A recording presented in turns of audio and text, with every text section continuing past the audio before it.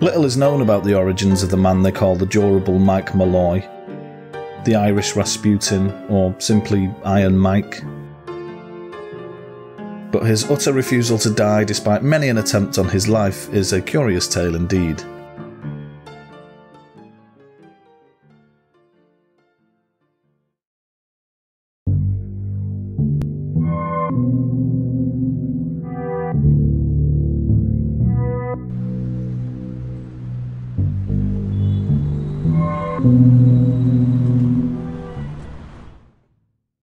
Hello and welcome to the little shop of crime, curators and purveyors of all things macabre and mysterious. Today's case is something a little different again. It's the oldest case we'll have visited together so far, but it's one of the most intriguing stories I've ever come across. It's got your classic ingredients for an interesting case. Murder, hitmen, life insurance scams, but it also has one very, very stubborn Irishman. But first, some quick shopkeeping. My name is Steve and I offer strange and interesting true crime cases each week, normally solved but occasionally mysterious. So if that sounds like your thing, please feel free to subscribe. Okay, let's investigate. This is the man who wouldn't die, the Durable Mike Malloy.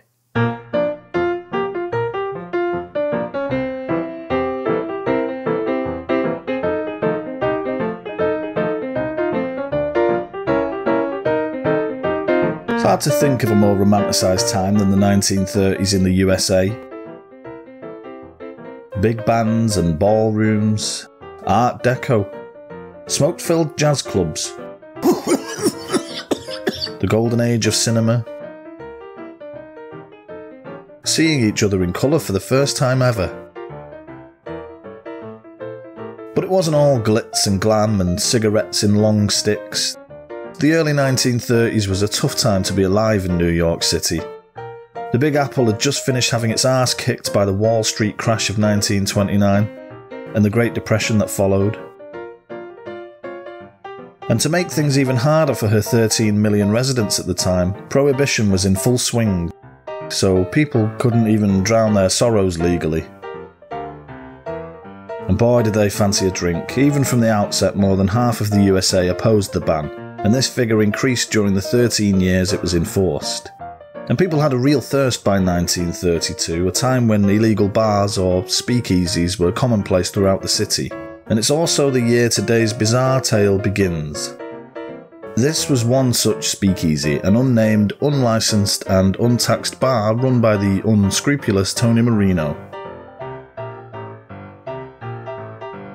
And on a warm July day, Mike Malloy wandered into this exact establishment in search of a snifter. Very little is known about Mike, other than that he hailed from County Donegal in Northern Ireland. Even his age is a mystery, but he's said to have been around 50 years old and had probably lived in New York City since the 1910s, when Irish immigration was at its peak, especially in New York City. Mike Malloy was a former firefighter, janitor and odd-jobsman. But he couldn't hold his job down for long due to his obligation, naturally, to fill the Irish stereotype of being an enormous drunkard. He was one of the big city's vagrants, and given that he was homeless and broke, he'd wander between the speakeasies ordering drinks on tab, until the owners realised he had no intention of paying them, and so he'd just get barred and move on to the next one. And on the lead up to this day, Mike had shown up at Marino's Bronx bar every single morning, declaring, "Another morning's morning if you don't mind."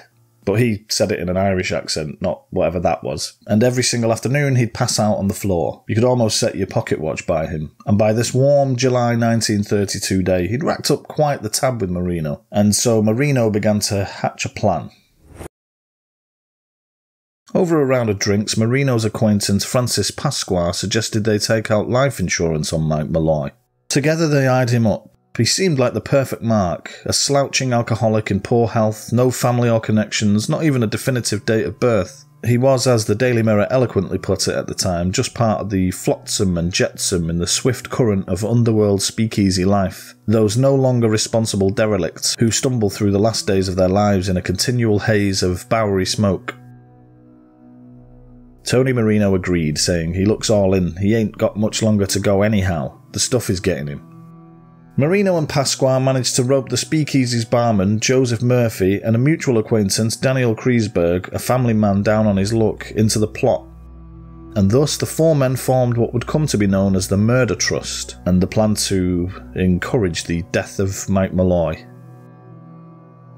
And it wouldn't be the first time Tony Marino had pulled off such a scheme. The year prior, he'd befriended a homeless woman by the name of Mabel Carson, and plying her with alcohol, he convinced her to take out a $2,000 life insurance policy, naming him as the sole beneficiary. And on one bitter night, he got her nice and drunk, took her to her room, stripped her nude, and put her to bed, before dousing the sheets and mattress with icy water. He pushed the bed right underneath an open window and then let the frigid night do the rest. Her death was officially recorded as bronchial pneumonia, and Marino collected the insurance money without a hitch.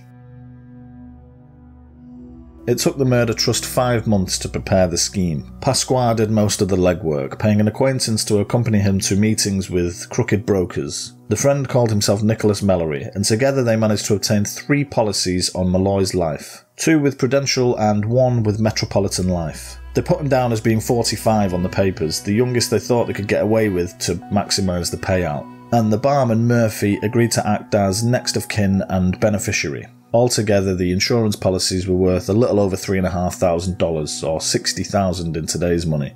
And surprisingly, the easy part was getting Mike Malloy to sign the papers. The group presented them to him as a petition to help elect Marino into local office, and he blearily signed his life away without hesitation. But of course, for any payout, Malloy would have to die an accidental death, and that would prove to be the hard part. For his support in the local elections, Marino gave Malloy unlimited credit at his bar, and thus the plan to kill Malloy was underway. It wouldn't take long for him to drink himself into the grave, they thought. Oh, how wrong they were.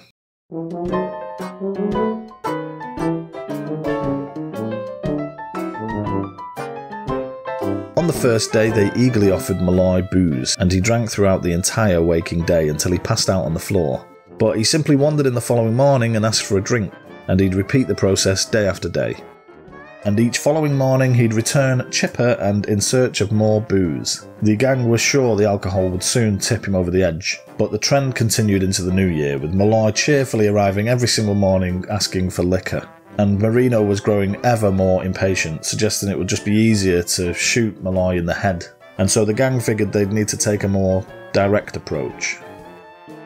And so one day, once Malloy was nice and merry, Marino began to swap out his alcohol for antifreeze. But Malloy happily just swigged away unharmed. So Marino just started substituting Malloy's drinks for whatever he could find in the back of his cupboards. Turpentine, horse liniment, and even actual rat poison. And every time Malloy took a drink, he would thank Marino and ask for another. After all else failed, Marino decided to turn to wood alcohol, which is basically neat methanol and is toxic to humans, even in small quantities. In fact, drinks containing just 4% methanol can cause a person to go completely blind, and by 1929 more than 50,000 people across the country had died from its effects. But Marino was giving Malloy undiluted methanol. What he didn't realise was that the ordinary ethanol alcohol was likely already occupying the metabolic sites in the liver, so the wood methanol would pass through to be excreted. This also likely saved him from the antifreeze poisoning, and so the gang watched enthusiastically as Malloy downed shot after shot happily, even commenting on its smooth quality. This happened night after night, with Malloy downing shots of methanol as fast as Murphy could pour them, until one day when he finally collapsed, crumpling to the floor without warning. And so they dragged him into a back room, where Pasqua knelt by his body and felt for a pulse. Malloy was barely breathing at this time, and eventually they heard the unmistakable sound of a death rattle in his laboured chest, and so they waited for him to finally pass away. But the death rattle grew louder and louder until they realised Malloy was snoring. And a few hours later he woke up, rubbed his eyes and said, "Gimme some more of the old regular, me lad." He wanted more methanol shots.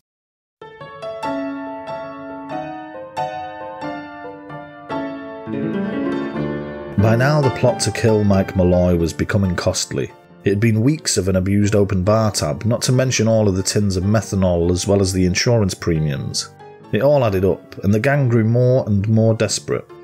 Then Pasqua remembered something he'd witnessed during his work as an undertaker, a man who'd died eating oysters with whiskey, and so the group began to feed Malloy raw oysters that had been soaked in wood alcohol. He loved them, and they didn't faze him at all. Next, they made him a sandwich of rotten sardines mixed with broken glass, carpet tacks, metal shavings and rat poison. Not only did that not appear to harm Malloy, but the Irishman asked them for another. At this point, the Trust began to think he must have a stomach made of steel and that he was unlikely to be killed from anything he ingested, at least not before the life insurance policies expired. So the group decided to use a technique that had worked already for Marino, the cold.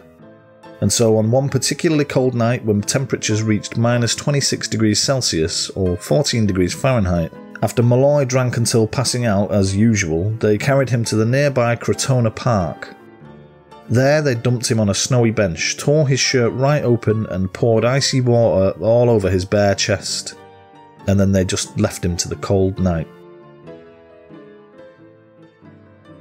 Marino arrived at his speakeasy the following morning, expecting news of Malloy's death, but suddenly the doors of the bar burst open and in walked Mike Malloy, happy and healthy and looking for a drink. He recounted the tale of the previous evening, or what little he remembered of it anyway. He recalled being awoken in the park by a police officer, who took him to a homeless charity where he was reclothed and he slept off the chill.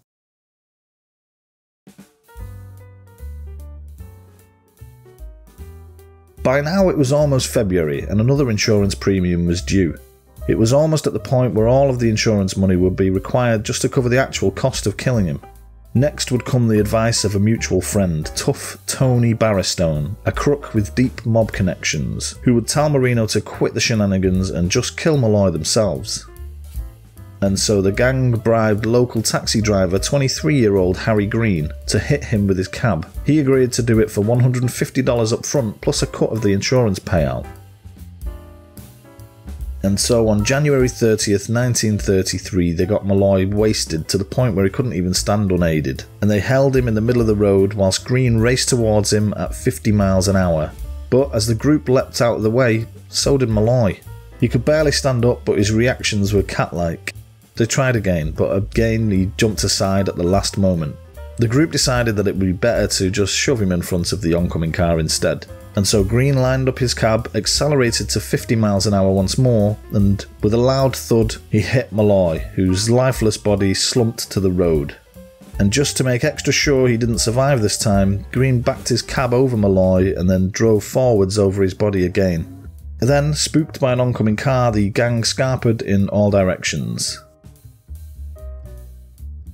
Marino was no doubt half expecting Malloy to just walk into the speakeasy the following morning looking for a drink, but this time he didn't show up, and he didn't show up the following day either. And as several long days went by, the gang accepted that they'd finally killed the durable Mike Malloy. But since they weren't supposed to know about the cab accident, they'd have to wait for a body to show up before they could claim on the life insurance policies. They kept a keen eye on the news over the next few weeks, and Murphy would regularly call around the hospitals and mortuaries in search of news about his dear relative. But no news came, and the gang began to come to the realisation that he'd most likely been buried as a John Doe in some unmarked grave like so many other New York vagrants at the time. Then, one afternoon, the speakeasy doors burst open. And there was a slightly battered and bandaged Mike Malloy, looking only a little worse for wear, having spent the last few weeks in hospital recovering. And he declared, "Let's have some more of that good liquor. I sure am dying for a drink."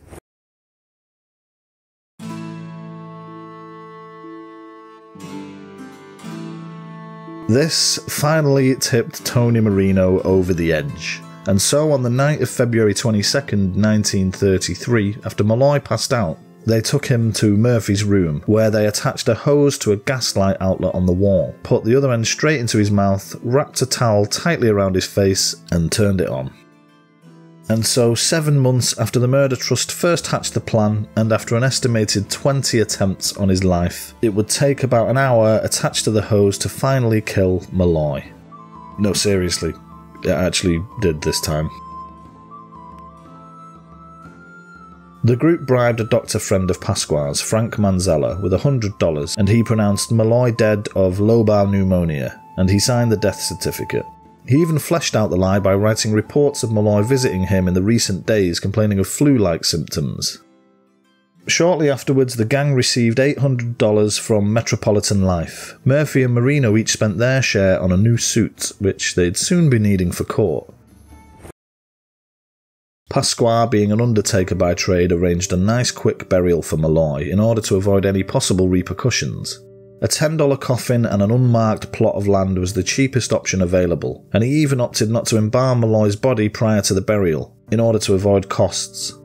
And this would prove to be a grave mistake. Sorry. After collecting the first cheque, Pasqua attempted to collect on the other two policies at Prudential, but to his shock they asked when they could see the body, and Pasqua sheepishly informed them that he'd already been buried, and this raised enough suspicion to get the police involved. And since they'd already been hearing rumours of Mike the Durable in the speakeasies all over town, they decided to exhume Malloy's body for forensic analysis. As it happens, the only actual photo of Mike Malloy is one taken of him in the mortuary. I'm not going to share that here, but if you're that way inclined, you can find it. Local District Attorney Samuel Foley smelled a rat and demanded a full investigation take place after Malloy's body was exhumed and his skin was found to have bright cherry-red discoloration, which made it clear very quickly to the pathologists that Malloy had actually died from carbon monoxide poisoning. And so the four men the press dubbed the Murder Trust were all arrested.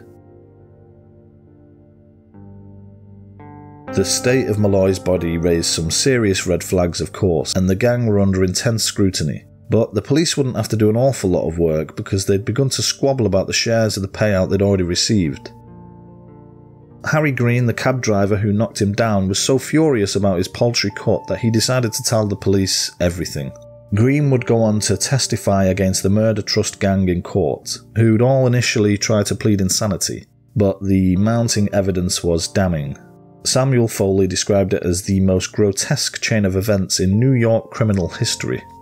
Dr. Manzella was convicted of failing to report a suspicious death and was granted $10,000 bail. Harry Green was sentenced to 10 years in prison. The four members of the Murder Trust who all pointed the finger at each other during proceedings were all convicted of murder on the 19th of December 1933, and each was sentenced to death by electric chair at Sing Sing prison. And so Marino, Pasqua and Kreisberg were ushered up to Old Sparky on the 7th of June 1934 and offered to take a seat. Joe Murphy was fried the following month.